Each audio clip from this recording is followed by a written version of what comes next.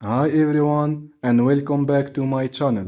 And to this video we're going to talk about how to delete or remove a Facebook page cover photo. So let's go started.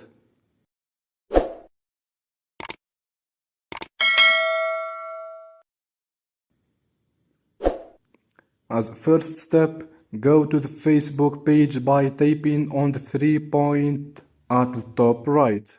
Then tap here. Now go to the page profile.